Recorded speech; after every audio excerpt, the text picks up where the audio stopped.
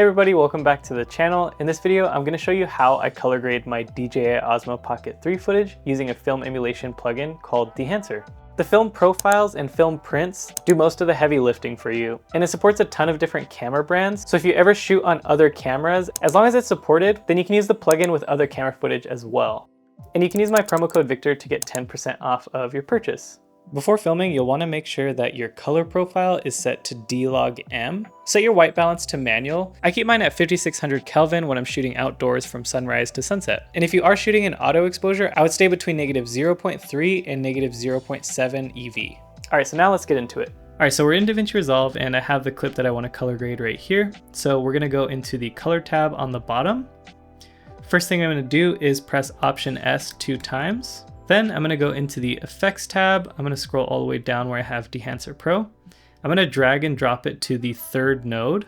And if you're new to DaVinci Resolve, each node is essentially like a layer. So I always put Dehancer on the last one to get the best results. And then the first one, we will do our adjustments. The second one, I will make a minor adjustment to the sky, which I'll show you in a little bit. And with my scroll wheel, I'm just going to zoom in so I can see a little bit better. Now for the input, all you have to do is go down to Choose Camera. Then for vendor, click the brand, which is DJI.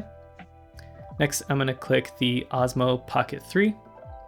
And we shot in D-Log-M. And now if I toggle on and off Dehancer, this is what the D-Log-M footage looked like before. And this is what it looks like now. And scroll down to film. And this is where you can choose your film stock. So for a lot of my Osmo Pocket 3 footage, I usually choose either Portrait 800 or Portrait 400. Reason why is because, as you can tell, it's giving me a lot more flexibility and it's a lot less punchy and contrasty than Kodak Vision 250D. So I'm just gonna go to Portrait 800. Next, I'm gonna go down to Film Developer, then enable it. And my color boost, which is essentially the saturation, as you can tell, you can make it more or less saturated. I'm gonna bring it to around 19.3, just add a bit more color in there. For film compression, I'm just gonna enable it. And what it's gonna do is the highlights in this top right area, as you can see before and after, basically it's just bringing down those highlight levels a bit. Next, I'm not gonna touch expand with my black and white points. I'm gonna leave them as is.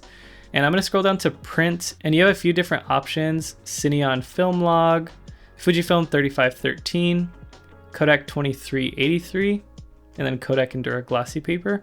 For this clip, I feel like Fujifilm 3513 looks pretty good. And I've said this before, but the print film is really the secret sauce, and that does most of the heavy lifting in terms of color. And color density, I'm gonna bring it up a little bit. Now, before we continue with Dehancer, I just wanna go back to this first node and I'm gonna make a couple adjustments. So the first thing I always do is I'm gonna boost the shadows.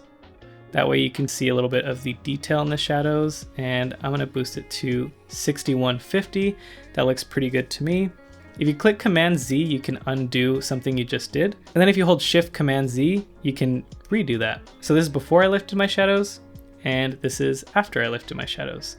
And I'm also gonna drop the highlights a bit. Next, for the color temperature, I'm gonna warm this image up just a tad, so around 130. And then the whole image is looking a bit more on the magenta side. So I'm gonna go to the tint and I'm gonna drop that more towards the green side.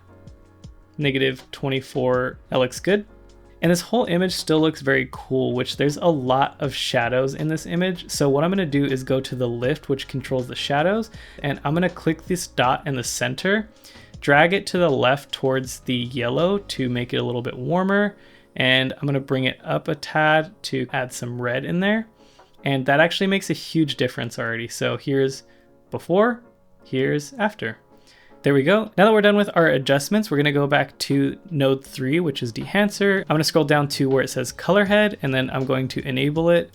And then you can also make some minor adjustments here as well. So I'm just gonna drop it a little bit towards yellow. Then I'm gonna go to film grain and I'm gonna enable it. Now 35mm, it's gonna be pretty noticeable, and personally, I don't like having a ton of film grain. If you do something like 8mm, it's gonna be very noticeable. 35 will be a little less, and then 65 will be the least amount of grain at ISO 50. And even then, it's still a little bit too much for me. So what I'm gonna do is I'm gonna drop the amount to 3.7 because I just really want just a tad grain.